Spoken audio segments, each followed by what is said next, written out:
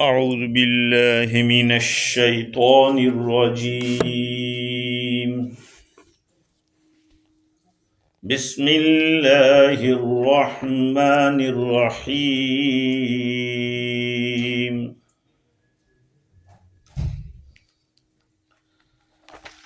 وَإِذَا بُشِّرَ أَحَدُهُم بِالْأُنثَىٰ ظَلَّ وَجْهُهُ مُسْوَدًّا وَهُوَ كَظِيمٌ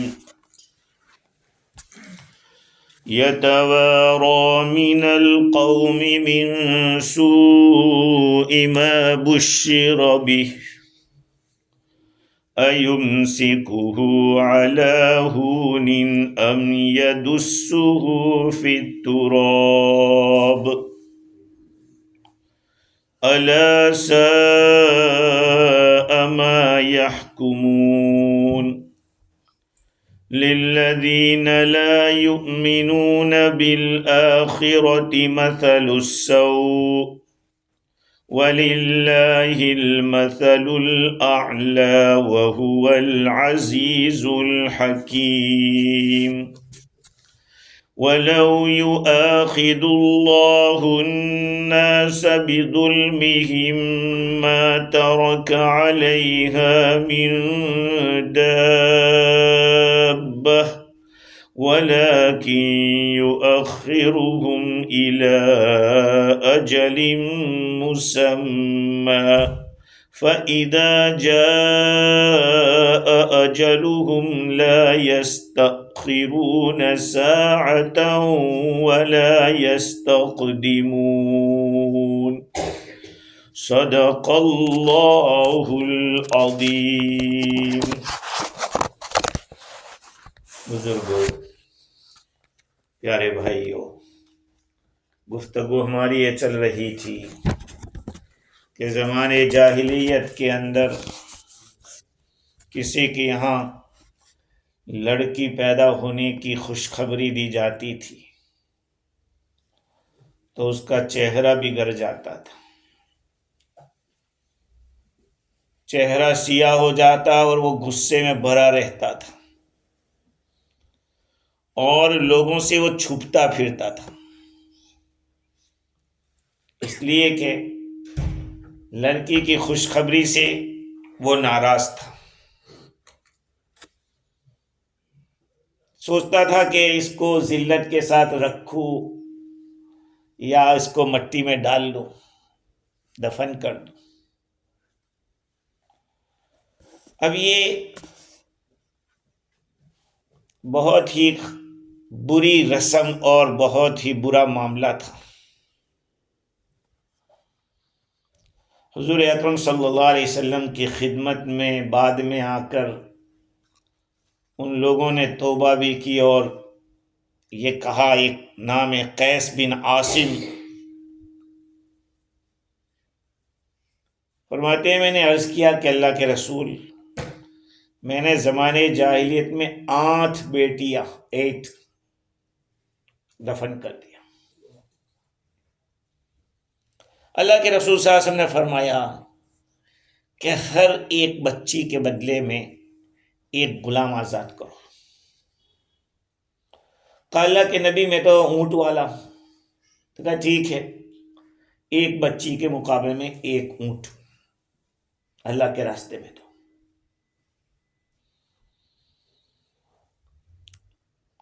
دوسرے ایک آدمی ہے، انہوں نے حضور سے شکایت کی کہ اسلام میں داخل ہونے کے بعد مجھے کچھ مزہ نہیں آ رہا ہے، کچھ حلاوت محسوس نہیں ہو رہی ہے.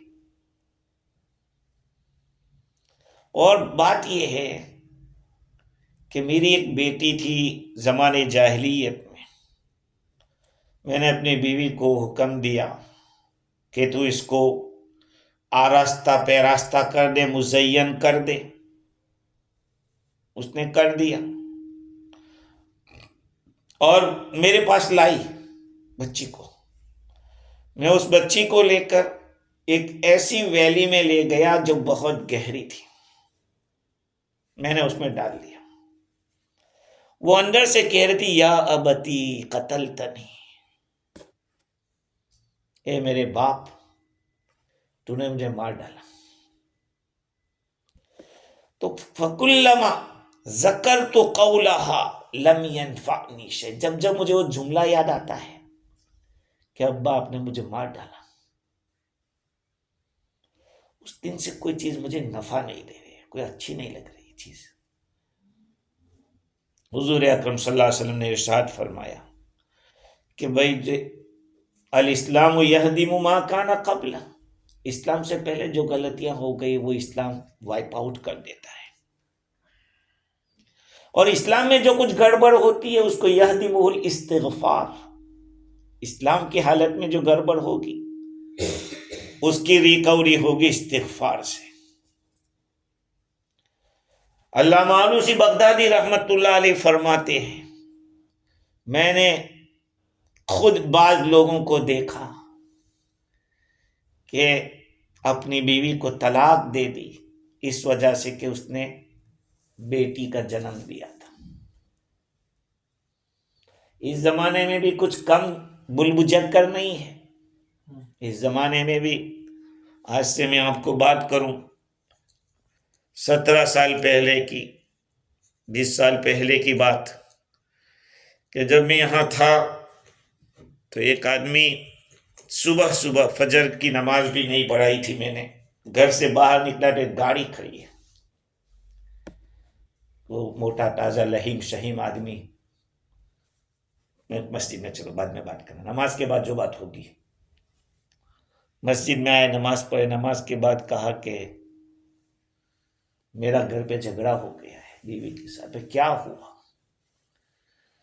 چلو میں آپ کے گھر چلتا ہوں۔ راستے میں مجھے یاد آ گیا کہ وہ آرڈر نکالتے ہیں، ہاں آ نہیں سکتے اس ایریے میں، اس کو کیا کہتے ہیں، اسٹے آرڈر۔ کہا کہ ہاں مجھے ہے، میں نے کہا ٹھیک ہے، بیوی کا فون نمبر مجھے دے دو۔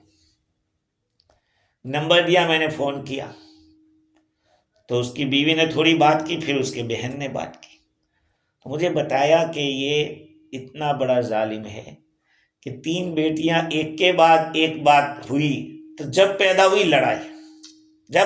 لڑائی، کہا 3 لڑکیاں ہوئی ایک کے بعد ایک اور کوئی لڑکا نہیں ہے۔ پھر اللہ تعالیٰ غریق رحمت کرے حاجی عثمان کو، وہ میرے پاس ہے کہ تجھے آنا پڑے گا، بیٹھ ان کے ساتھ اور تو طرح سمجھا ان کو۔ تو میں نے اس کی ہوا نکال دی، جو ڈانٹا ایسا بولا، معافی منگوائی بیوی کے پاس، معافی مانگو بھی، خبردار۔ صلح ہوئی، پھر اس کے یہاں لڑکا پیدا ہو، ورنہ وہ 1-2 پہ تھا، اسی پہ چھٹی ہونے والی تھی۔ تو بھائی اس کے ہاتھ میں کہ وہ میکنگ کرتی ہے بچہ بناتا کون ہے؟ اللہ تعالیٰ بناتے ہیں۔ اس کو تو پتہ بھی نہیں ہوتا کہ ہاتھ بن رہا ہے یا پاؤں بن رہا ہے کیا سر بن رہا ہے، وہ تو اندر بن رہا ہے، اس کو تو کچھ پتہ ہی نہیں بیچاری کو، تو کمی نہیں ہے۔ لطائف الروضہ کے حوالے سے تفسیر روح البیان میں لکھا ہے کہ حجاج بن یوسف نے ایک مرتبہ اپنے ہم نشینوں سے پوچھا، ساتھیوں سے، کہ سب سے نرم آواز تم کو کون سی اچھی آواز نرم لگتی ہے، پیاری آواز؟ ایک نے کہا کہ کوئی قاری صبح کے وقت، تہجد کے وقت قرآن کی اچھی آواز سے تلاوت کرتا ہو، یہ مجھے بہت اچھی لگتی ہے۔ کہا الحسن، ذالک الحسن، ٹھیک ہے، بہت اچھا ہے۔ ایک دوسرے نے کہا کہ میں نے اس سے زیادہ اچھی آواز نہیں سنی کہ میری بیوی درد ذہ میں ہو،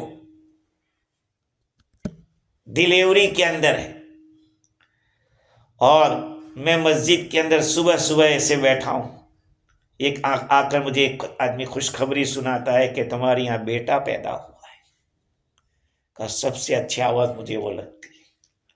تو حجاج نے کہا واہ حسنا، ارے واہ، یہ بھی کچھ بات ہے۔ اور شعبہ بن علقمہ تمیمی بھی وہ وہاں بیٹھے تھے، انہوں نے کہا کہ اللہ کی قسم، اس سے زیادہ بڑھیا آواز مجھے کوئی نہیں لگتی کہ میں بھوکا ہوں اور کسی کے خفا کی چلنے کی آواز مجھے سنائی دے اور کوئی کسی کے آنے کی آواز سنائی دے اور اس کے اندر اس کے ساتھ ایک بہت بڑا کھنچا ہو جس میں پیالی کے کھٹ کھٹ کی آواز آ رہی ہو، یعنی کھانا آ گیا، اس کی آواز مجھے بہت اچھی لگتی ہے۔ حضرت نے کہا ابئی تم یا تمیم الا الزاد، تمہیں کھانے کی پڑی ہے۔ تو دیکھو لڑکے کی آواز خوش کرتی ہے۔ یہ زمانے جاہلیت میں اس طرح ہوتا تھا، اور طریقہ الگ الگ ہوتا تھا، بچی کو مارنے کا الگ الگ اسٹائل تھی۔ ایک آدمی گڈھا کھودتا تھا اور اس میں لے جا کے زندہ ایسے دفن کر دیتا تھا، جاؤ۔ ایک آدمی پہاڑ کے اوپر سے پھینک دیتا تھا، ایک آدمی ڈبو دیتا تھا پانی کے اندر، اور ایک آدمی اس کو ذبح کر دیتا تھا۔ کہا کہ یہ طریقے تھے اس زمانے کے۔ وجہ کیا تھی قتل کی؟ سبب کیا تھا؟ کہا دو سبب تھے۔ کبھی تو غیرت اور حمیت کی وجہ سے کہ میری بیٹی ہے، اس کی شادی ہوگی تو داماد آئے گا، داماد کے سامنے میرا سر جھکے گا، میری ناک کٹے گی، کوئی کہے گا کہ اس کی بیٹی میری بہو ہے، تو میری عزت کیا رہی؟ کہ یہ غیرت اور حمیت ان کو کہ مجھے ڈھونڈنا پڑے گا اپنا داماد، ایک وجہ یہ تھی۔ اور دوسری وجہ یہ تھی کہ خوف من الفقر والفاقہ ولزوم النفقہ، گجراتی میں کہتے ہیں کہ دیکری تو پار کی تھاپن کہوائے، کہ بھئی تو دوسرے کا یہ ہے، کھلا پلا کے بڑا کر کے دے دو کہ جاؤ بھائی لے جاؤ، اس پہ تو خرچہ آئے گا، خرچ کرتے رہو، ہمیشہ کا نفقہ اس کے اوپر جائے گا، اور ریٹرن کچھ نہیں۔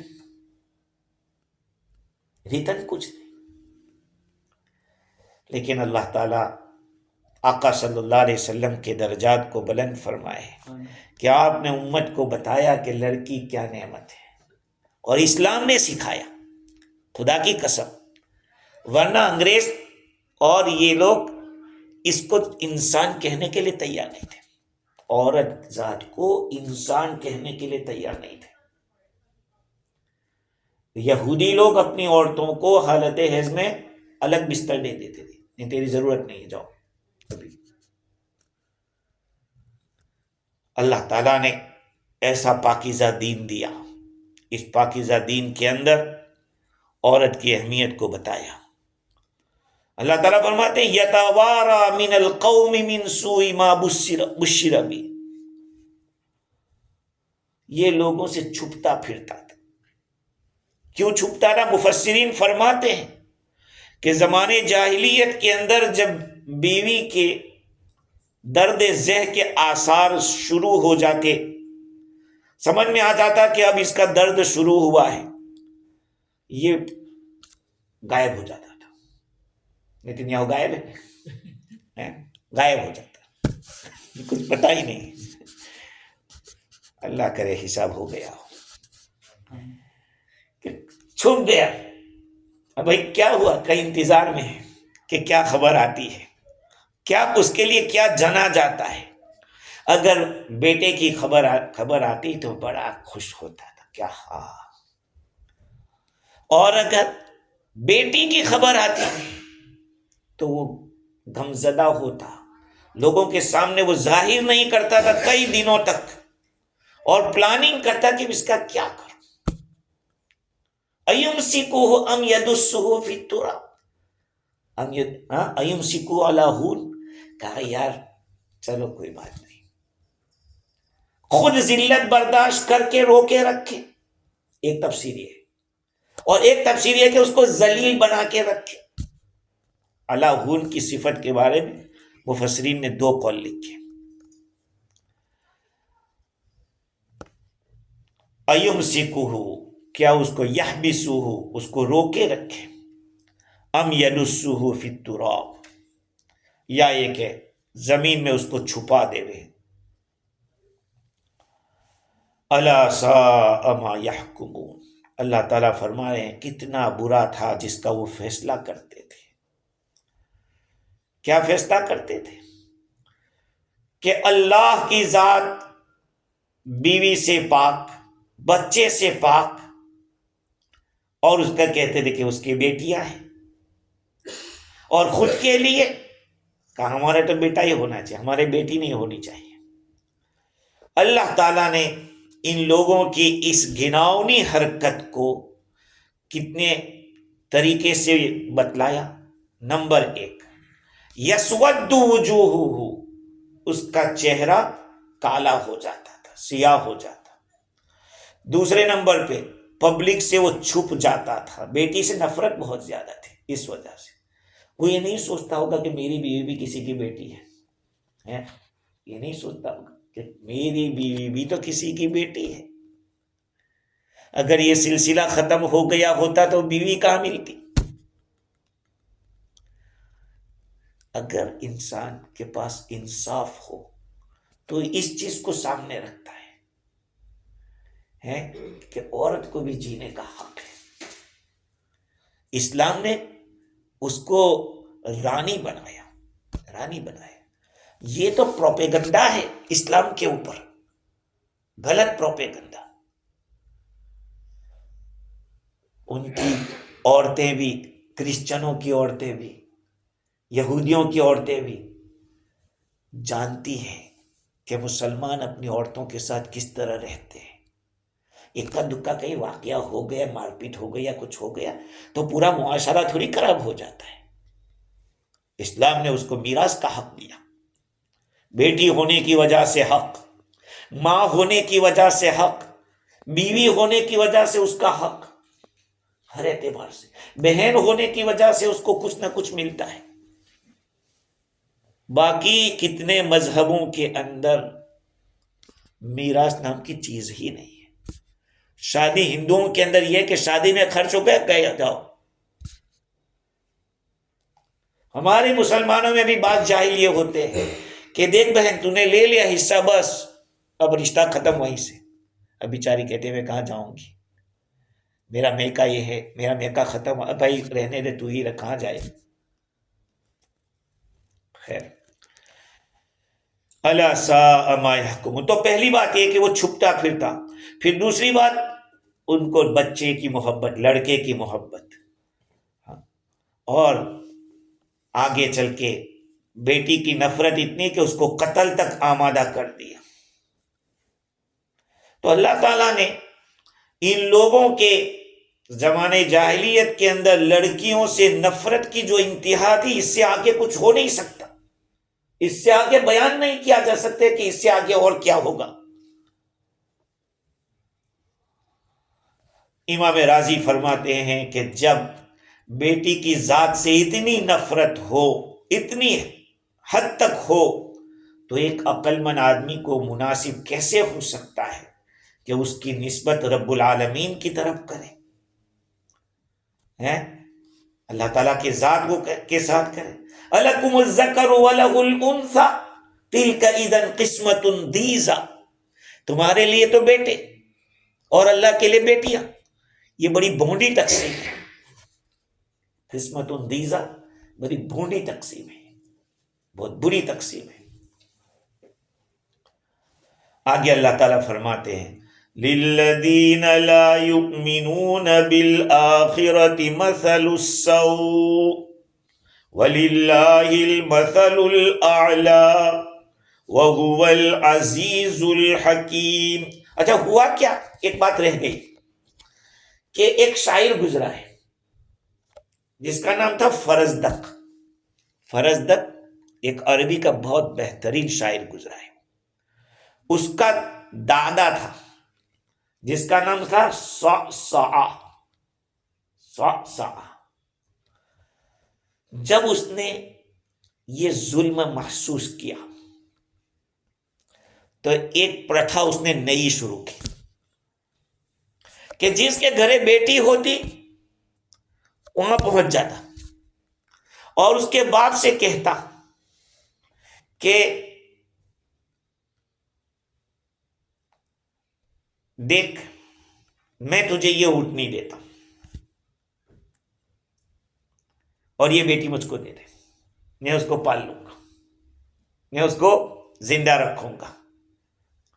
تو یہ وہ آدمی ہے سا جس نے وعد البنات کی پرتھا کو روکنے کی کوشش کی اور زندہ درگور کی جانے والی بچی کو اس نے زندہ رکھا، اس کو زندہ درگور نہیں ہونے دیا۔ یہ وہ آدمی تھا۔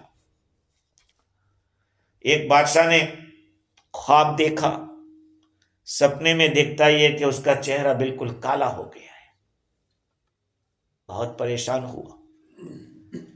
اس زمانے کے معبرین سے پوچھا کہ بھئی اس کی کیا تعبیر ہو سکتی ہے؟ تو کوئی ماہر تعبیر تھا، انہوں نے پوچھا کہ آپ کی بیوی پریگننٹ ہے؟ کہا کہ ہاں۔ کہا تمہارے یہاں بیٹی پیدا ہوگی۔ بڑا پریشان تھا، 1000 درہم کیش انعام دے دیا، اور جب بچی پیدا ہوئی تو پھر دوسرے 1000 بھیجے۔ تو یہ تعبیر آپ نے کہی کہاں سے؟ تو کہا کہ قرآن کہتا ہے وَإِذَا بُشِّرَ أَحَدُهُم بِالْأُنثَىٰ ظَلَّ وَجْهُهُ مُسْوَدًّا، جب ان کو بیٹی کی خوشخبری سنائی جاتی تو ان کا چہرہ سیاہ ہو جاتا تھا۔ تو کہا تیرا چہرہ ایسا ہو جائے گا، یہ پہلے تجھے خوشخبری سنائی گئی ہے بیٹی کی کہ بیٹی تیری پیدا ہوگی۔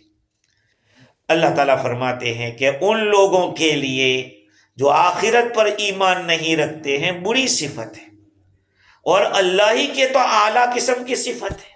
یعنی تم بیٹی اپنے لیے نہیں رکھتے، خدا کے لیے رکھتے ہو، اور بیٹا اپنے لیے، اچھا اپنے لیے، لیکن یاد رکھو جو آخرت پر ایمان نہیں رکھتا اس کی کوئی اچھی صفت نہیں ہے، اس کی حالت کوئی اچھی نہیں ہے، بری حالت ہے۔ وہ کیا بری حالت کیا ہے؟ اس کا بچے کی ضرورت محسوس کرنا، اپنے مرنے کے بعد نسل کے باقی رکھنے کے لیے، اور بیٹیوں کو ناپسند کرنا،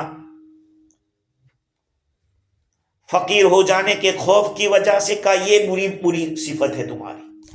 اور اللہ تعالیٰ کی صفت المثل الاعلیٰ، اللہ کی اعلیٰ صفت ہے۔ وہ کیا ہے؟ وہ واجب الوجود ہے، وہ ہمیشہ سے ہمیشہ رہے گا۔ کبھی اللہ کی ذات کے اوپر ایسا وقت نہیں آیا کہ ایک زمانے میں نہیں تھا، دنیا نہیں تھی تب بھی وہ تھا، اور نہیں رہے گی تب بھی وہ رہے گا، اور آج بھی ہے۔ کہا یہ واجب الوجود۔ دوسری بات اللہ کی اچھی صفت یہ ہے وہ غنی مطلق ہے، غنائے مطلق اس کے پاس ہے، کسی کی ضرورت نہیں ہے اس کو، سب کو اس کی ضرورت ہے، اس کے بغیر سب بیکار۔ دوسری انہ لا الہ الا ہو، اس کے سوا کوئی معبود نہیں، اور جتنی بھی صفات جلال اور صفات کمال ہے ان تمام صفات کا وہ مالک ہے، خواہ وہ علم ہو، خواہ وہ قدرت ہو، خواہ وہ باقی رہنا، زندہ رہنا ہو، اور مخلوق کی صفات سے وہ پاک ہے۔ ابن عباس رضی اللہ عنہ فرماتے ہیں کہ آخرت پر ایمان نہ رکھنے والوں کی بری صفت یہ کہ ان کو جہنم میں جانا پڑے گا، اور اللہ تعالیٰ کی اعلیٰ صفت کا مطلب یہ ہے کہ شہادت ان لا الہ الا اللہ العزیز وہو العزیز الحکیم۔ دو صفت لائے، وہ عزیز بھی ہے، طاقت والا ہے، اپنی طاقت کمال قدرت میں وہ تنہا یکتا ہے، اور کمال حکمت والا، کس کو بیٹا دینا ہے وہ اس کو پتا ہے، کس کو بیٹی دینا ہے وہ جانتا ہے، اور زبردست ہے۔ وہ اتفاقی طور پر نہیں بن جاتا کہ آدمی نے پانی ڈالا اور بن گیا، نہیں، وہ سارا پلان ہے اللہ تعالیٰ کا، ہے پلان کے ساتھ سب کچھ ہو رہا ہے۔ ہمارے سب کام الٹپ ہوتے ہیں، بغیر پلان کے ہوتے، اللہ کا کام سب کام اس کے پلان کے ساتھ ہوتے ہیں۔ وَهُوَ الْعَزِيزُ الْحَكِيمُ۔ آگے اللہ تعالیٰ فرماتے ہیں کہ وَلَوْ يُؤَاخِذُ اللَّهُ النَّاسَ بِظُلْمِهِمْ مَا تَرَكَ عَلَيْهَا مِنْ دَابَّةٍ۔ اگر اللہ تعالیٰ لوگوں کی پکڑ کرنے پہ آ جاوے ان کے ظلم کی وجہ سے تو زمین پہ ایک چلنے والا نہ چھوڑے۔ اگر اللہ تعالیٰ جتنے بھی ظالم ہیں، چاہے مودی ہو یا اس کے کارندگان ہو یا پھر امریکہ والا ہو، کہیں کا بھی ہو، اسرائیل والا ہو، اللہ تعالیٰ صفائی کرنے پہ آوے تو ایک کو بھی نہ چھوڑے۔ وَلَوْ يُؤَاخِذُ اللَّهُ النَّاسَ بِظُلْمِهِمْ، ان کے کفر کی وجہ سے، ان کی نافرمانی کی وجہ سے، تو ایک کو بھی نہ چھوڑے۔ ما قبل سے تعلق کیا ہے؟ اوپر جن لوگوں کا تذکرہ تھا وہ بہت ہی بڑا کفر کرنے والے اور اللہ کی شان میں بڑی گستاخی کرنے والے کا تقاضا تو یہ تھا کہ ان کو وہیں پہ گولی مار دی جاتی، اللہ ان کو وہیں تباہ کر دیتا۔ آخر مہلت کیوں دے رہا ہے اللہ تعالیٰ؟ سزا جلدی کیوں نہیں دیتا؟ کہ اللہ تعالیٰ فضل و رحمت اور کرم والا ہے، اس لیے ایک دم سے نہیں پکڑتا ہے۔ کہا اچھا چلو کتنا جاتا ہے جانے دو، کہاں تک جائے گا، ایک دن تو آئے گا ہے، ایک دن تو آدمی جی کا کتنا جیتا ہے، 80 سال، چلو 90 سال، کتنے سال۔ ظلم کی ٹہنی کبھی پھلتی نہیں، ناؤ کاغذ کی صدا چلتی نہیں۔ ہاں، کاغذ کی ناؤ تھوڑی دیر پانی میں بھیگ جاتی ہے، پھر کھل جاتی ہے وہ ناؤ۔ بس اللہ تعالیٰ، اور میں نے پہلے بھی آپ لوگوں کو کہا تھا کہ ایک کافر کی حکومت چل سکتی ہے لیکن ظالم کی حکومت نہیں چلتی۔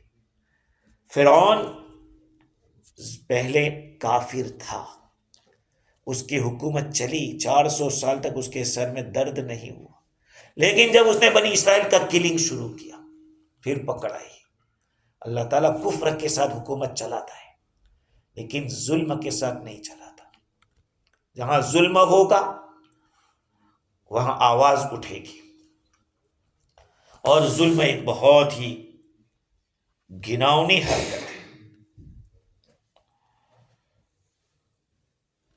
اگر عبداللہ ابن مسعود رضی اللہ عنہ فرماتے ہیں لو عذب اللہ الخلائق بذنوب آدم بنی آدم لاصاب العذاب جمیع الخلائق حتی الجعلان فی جحرها ولامسکت السماء عن الامطار ولكن اخرهم بالعفو والفضل۔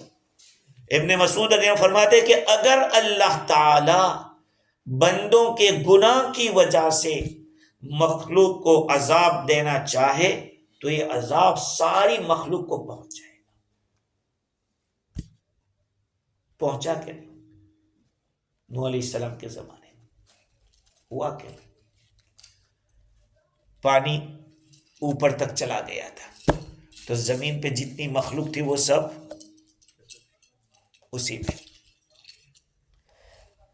یہاں تے حتی الجعلان، ایک کیڑوا ہوتا ہے، کیڑوا کا وہ اپنے بل میں بھی برباد، اگر عذاب آوے تو وہ بھی وہاں پھنس جاتا ہے، اور بارش آسمان برسانا بند کر دے گا، لیکن اللہ تعالیٰ اپنے عفو اور فضل سے ڈیلے کرتا ہے۔ کبھی کبھی ہم لوگ بھی سوچتے ہیں کہ تھوڑا پاور ہم کو بھی اللہ دے دے ہیں تو جتنے ظالم لوگ ہیں ان کو پہلی فرصت میں روانہ کر دے۔ اللہ تعالیٰ کا صبر دیکھو، اللہ تعالیٰ کا حلم دیکھو، کیسے بندے دنیا میں کیسے کیسے نکمے اور نالائق آئے، لیکن اللہ تعالیٰ نے ایک دم سے نہیں پکڑا، مہلت دیتا گیا۔ حضرت ابو ہریرہ رضی اللہ تعالی عنہ نے سنا ایک آدمی کو کہ کوئی کہہ رہا تھا ان الظالم لا يضر الا نفسه، ظالم تو اپنا ہی نقصان کرتا ہے۔ حضرت ابو ہریرہ رضی اللہ عنہ فرمایا کہ بلا کہیں کیوں نہیں، صرف اس کا تھوڑی نقصان ہوتا ہے، واللہ حتی الحبارہ لتموت فی وکرها ہزلا بظلم الظالم۔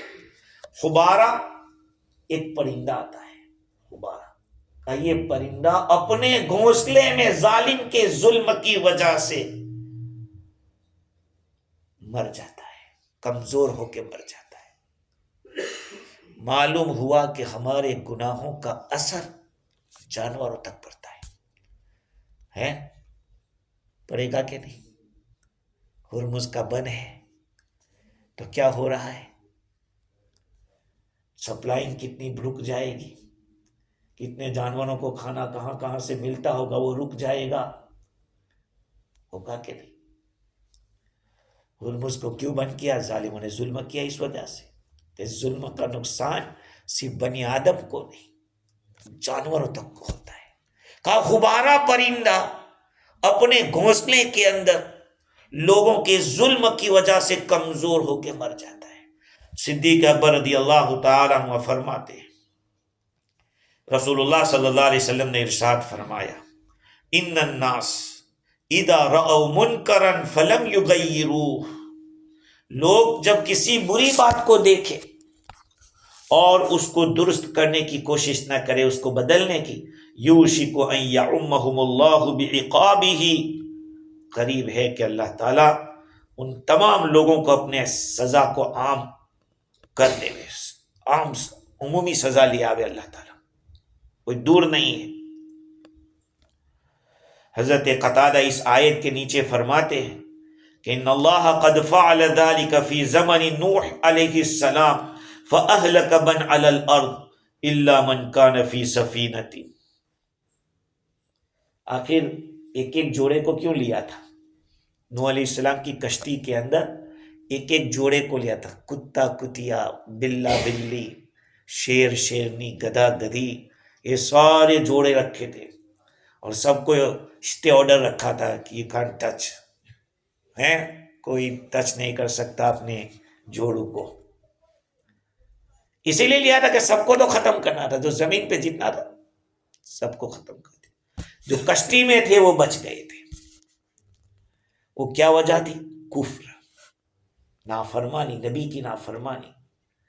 تو اللہ تعالیٰ فرماتے ہیں وَلَوْ يُؤَاخِذُ اللَّهُ النَّاسَ بِظُلْمِهِمْ مَا تَرَكَ عَلَيْهَا مِن دَابَّةٍ، زمین کا لفظ یہاں نہیں آیا ہے لیکن ضمیر لائے علیہا، اس لیے کہ دابہ کا لفظ بتلا رہا ہے کہ وہ چلے گا کہاں، زمین پر ہی تو چلے گا۔ تو یہ دابہ کے لفظ سے پتا چلا کہ زمین یہاں موجود ہے۔ اللہ تعالیٰ ظلم کرنے اگر پکڑ کرے سارے لوگوں کی، ان کے ظلم کی وجہ سے، تو زمین پہ ایک چوپایا بھی نہیں رہے گا۔ اب سوال یہ ہے کہ دابہ سے کیا مراد ہے؟ بعض لوگوں نے کہا کہ دیکھو الناس سے مراد تو سارے لوگ مراد ہے، سارے لوگوں کی پکڑ ہو جاوے ظلم کی وجہ سے۔ اب چوپائے سے مراد بعضوں نے کہا کہ وہی جو جانور ظلم کرنے والا ہے وہ نہیں بچے گا۔ یہ صاحب مدارک نے ابن عباس رضی اللہ عنہ سے نقل کیا۔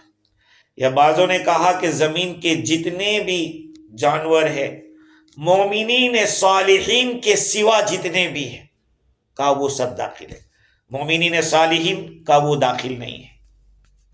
ہاں، ہو سکتا ہے کہ ان لوگوں کو دوسروں کے ساتھ ان کو بھی ہلاک کر دیا جائے، لیکن ان کی ہلاکت امتحان ہو۔ عائشہ رضی اللہ تعالیٰ عنہ کی وہ روایت یاد کیجیے جو فضائل اعمال میں حضرت شیخ رحمۃ اللہ علیہ نے نقل کی ہے کہ اللہ تعالیٰ کا جب عذاب آتا ہے تو پوچھا کہ وہ نیک لوگ، کہا نیک لوگ بھی اس میں چلے جاتے ہیں، پھنس جاتے ہیں۔ ہاں، دعوت کا کام کرنے والا کون، کیا نام تھا پاکستان کا سنگر تھا، بعد میں توبہ کر کے جنید جمشید، اب پلین گیا تو بیچارہ پلین میں وہ بھی گیا ہے، وہ بھی دعا پڑھ کے بیٹھا ہوگا بیچارہ، کیا کر کے یہ کیا ہوگا۔ لیکن جب آتی ہے بات تو پھر یہ نہیں کہ یہ اسپیشل ہو گئے تو بچ جائے، نہیں، وہ ایک، لیکن وہ ان کے لیے آزمائش ہوتی ہے، دوسروں کے لیے عذاب ہوتی ہے، ان کے لیے آزمائش۔ جیسے کہ جہنم کے اندر لوگ جائیں گے تو وہاں فرشتے بھی ہوں گے، لیکن فرشتوں کو نقصان نہیں ہوگا، ہیں وہ فائر پروف ہوں گے. وہ عذاب جن کو ہوگا ان کو عذاب ہوگا، اور یہ دھلائی کرنے والے ہوں گے، سزا دینے والے ہوں گے. یہ ہو سکتا ہے، اس سے پتا چلا. ہاں، تو اللہ تعالیٰ نے اس آیت کریمہ میں بتایا کہ کوئی جانور نہیں بچے گا.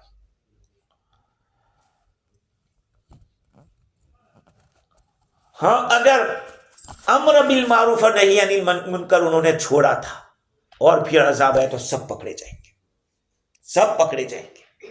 کیوں؟ تم نے اپنی ڈیوٹی کیوں چھوڑی؟ اپنا کام کرتے رہتے، برائی سے روکتے رہتے، بھلائی کا حکم دیتے رہتے. ہاں، اس لیے کہ وہ بھی گناہ سے راضی تھے. گناہ سے راضی رہنے کی وجہ سے ان لوگوں کو سزا دیجیے. اللہ تعالیٰ فرماتے ہیں کہ اب یہاں ایک سوال ہوتا ہے کہ الناس سے مراد اگر سارے لوگ ہیں تو سارے لوگ میں تو انبیاء علیہ السلام بھی آ جائیں گے. اور معنی آیت کا مطلب یہ نکلے گا کہ اگر اللہ تعالیٰ ظالموں کو پکڑے تو نسلیں ختم ہو جائیں. اگر ظلم کی وجہ سے اللہ لوگوں کو پکڑنے پہ آوے تو سب اگر چلے گئے تو نسل کہاں رہے گی؟ نسل ختم ہو جائے گی. باپ چلا جائے گا تو بیٹا کہاں رہے گا؟ زمین میں کوئی نہیں رہے گا. اسی لیے حضرت نوح علیہ السلام نے اپنی قوم کے لیے بد دعا نہیں کی، تب تک نہیں کی جب تک کہ آپ کو پتہ نہیں چل گیا وحی کے ذریعے کہ یہ نالائق ہی پیدا کرتے رہیں گے. قال ربی وقال نوح ربی لا تذر علی الارض من الکافرین دیارا انک ان تذرهم یضلوا عبادک ولا یلدوا الا فاجرا کفارا. اے اللہ تو زمین کے اوپر ایک بھی کافر گھرانہ مت چھوڑنا. دیارا من الکافرین الدیار انک ان تذرهم، اگر تو نے چھوڑا یضلوا عبادک، تیرے دوسرے بندوں کو بھی گمراہ کریں گے. ولا یلدوا الا فاجرا، اور وہ جنیں گے بھی یہ تو کافر ہی جنیں گے. تب دعا کی کہ اٹھا دے سب کو، اور پھر جو ایمان والے تھے کہا ان کو بٹھا لو، باقی کو چھوڑو، ان کو ہم نمٹ لیں گے.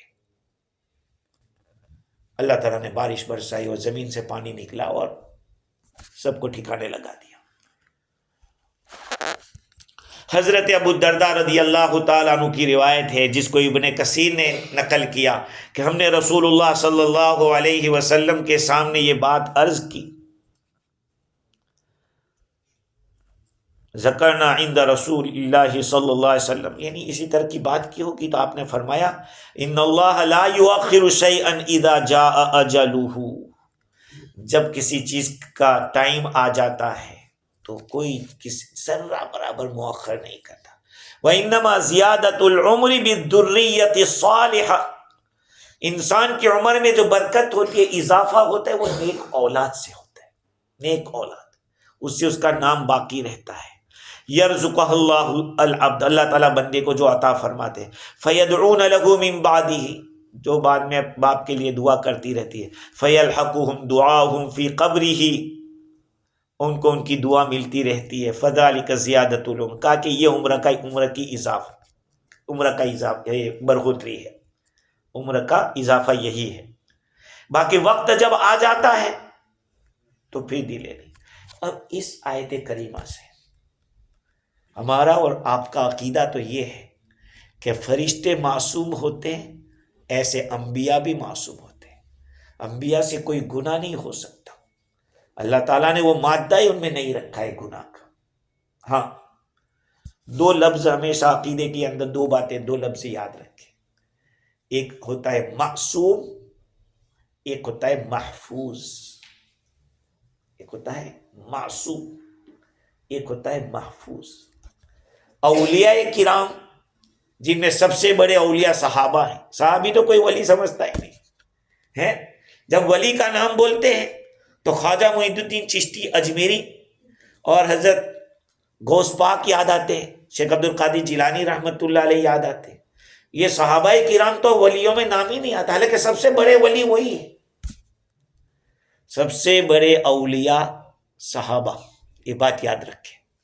لیکن کبھی آپ نے کسی ولی کی فہرست میں جو حضرات مناتے ہیں، اولیاء کے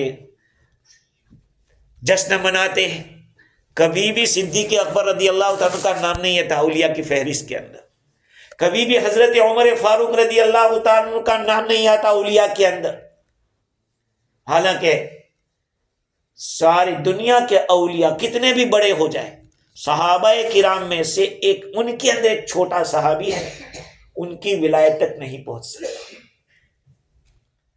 افسوس سے ساتھ کہنا پڑتا ہے کہ امت کو شیخ عبد القادر جیلانی رحمۃ اللہ علیہ کی یاد رہتی ہے کہ 11ویں شریک کب ہوتی ہے، اور خواجہ معین الدین چشتی رحمۃ اللہ علیہ کی یاد رہتی ہے، لیکن حضرت عمر فاروق کی شہادت یاد نہیں رہتی، حضرت عثمان رضی اللہ عنہ کی شہادت نہیں یاد رہتی۔ یہ عقیدے کی خرابی ہے، عقیدے کی خرابی۔ شہادت حسین کے اوپر تو ہوتا ہے سب کچھ، لیکن شہادت عمر رضی اللہ عنہ، شہادت عثمان رضی اللہ عنہ، شہادت علی اس کا کبھی تذکرہ نہیں ہوتا۔ کیوں نہیں ہوتا؟ اس لیے کہ ان کو ولی نہیں سمجھا، حالانکہ سب سے بڑے اولیاء وہ ہیں پہلے جس نے آقا صلی اللہ علیہ وسلم کو ایمان کی حالت میں اپنی نظروں سے دیکھا، یہ سب سے بڑے اولیاء ہیں۔ تو انبیاء علیہ السلام معصوم ہوتے ہیں اور صحابہ کرام محفوظ۔ تو معصوم اور محفوظ کا فرق آپ کو میں سمجھا رہا تھا۔ معصوم وہ ہے کہ جس سے کبھی کوئی گناہ ہو ہی نہیں سکتا، اور محفوظ وہ ہے کہ جس سے گناہ تو ہو سکتا ہے لیکن توبہ ایسی کرتے ہیں کہ وہ توبہ کئیوں کو کافی ہو سکتی ہے۔ حضور اکرم صلی اللہ علیہ وسلم کے زمانے میں کسی صحابی سے کوئی ایسا گناہ ہو گیا زنا کا، تو کیا خالد بن ولید رضی اللہ عنہ کی زبان سے کوئی ایسا لفظ نکل گیا تو حضور نے کیا فرمایا؟ انہوں نے ایسی توبہ کی ہے کہ اس توبہ کو مدینہ والوں پہ تقسیم کر دیا جائے تو کافی ہو جائے، سمجھے؟ تو محفوظ جو ہوتا ہے اس سے گناہ تو ہو سکتا ہے لیکن وہ گناہ پہ باقی نہیں رکھا جائے گا، اللہ تعالیٰ اس کو پکی سچی توبہ کی توفیق دے گا۔ لیکن نبی معصوم ہے، نہیں کبھی گناہ نہیں، اور صحابہ محفوظ۔ تو اب یہاں پہ پوروٹھیو سے چارج بات یہ ہے کہ اگر اللہ تعالی ظالموں کے ظلم کی وجہ سے سارے لوگوں کو پکڑ لے تو کوئی چلنے والا زمین پہ بچے گا نہیں، لیکن اللہ تعالیٰ ایک مدت تک تاخیر مؤخر کرتا ہے۔ تو امام رازی نے اس مقام کے اوپر جو لوگ انبیاء کو معصوم نہیں مانتے ہیں ان لوگوں کی دلیل کو یہاں بتلایا، اس کا جواب بھی دیا، جس کو انشاءاللہ کل پیش کیا جائے گا۔ اللہ تعالیٰ مجھے بھی اور آپ کو بھی قرآن کی صحیح سمجھ عطا فرمائے اور دین پر قائم رکھے۔ وآخر دعوانا